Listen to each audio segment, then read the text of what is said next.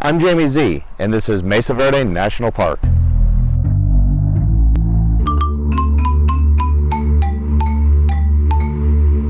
This national park in southwest Colorado is known mainly for the cliff dwellings built along the canyon walls by the ancestral Pueblo people.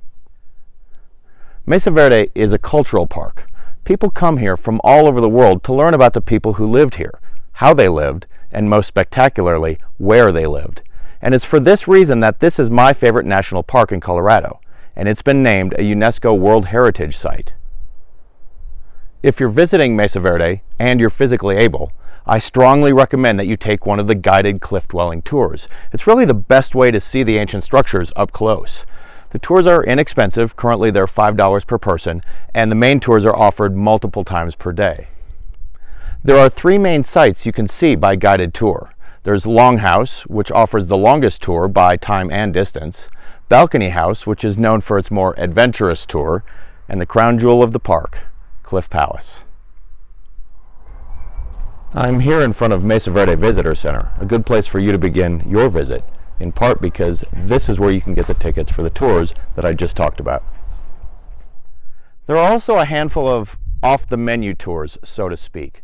These tours offer smaller groups, are available in the early morning or late evening hours, and can go places the public normally isn't allowed. These are official National Park Service tours, but the tickets are available only online and they're not widely publicized. They're also a little more expensive, running about $20 per person. I've put a link in the video description down below where you can buy these tickets. Many thousands of years ago, the first people came to this area we now call Mesa Verde. That name, of course, means green table in Spanish, and here's a great example of the flat plateau covered with green vegetation. Those early people were nomadic, living off the land, and these plants were very helpful to them. You've got the pinyon, the juniper, and the yucca. Then about 2,500 years ago, those people began to settle permanently on the mesa, beginning an agricultural life, growing corn, beans, and squash. The original settlements were built from what we call pit houses, and today you can see several excavations of the original pit houses.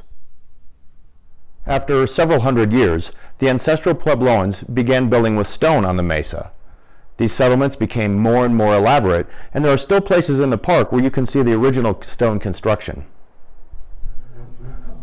Around our year 1200, the Puebloans moved from the top of the mesa down into the sides of the canyons themselves. These cliff dwellings are the centerpiece of Mesa Verde National Park.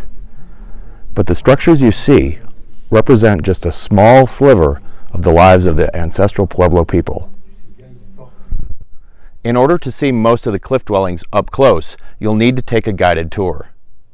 Here's Cliff Palace, probably the most popular place in the park. And Balcony House. This tour requires a climb up a 32-foot ladder and crawling through a tiny tunnel. And here's Longhouse. I also toured Square Tower House, which is the tallest structure in the park, and it's not normally open to the public. There are, of course, numerous other things to see and do in and around Mesa Verde, but a guided trip down into one of the cliff dwellings will be the highlight of the trip for almost everyone. Thanks for watching. I'll see you around.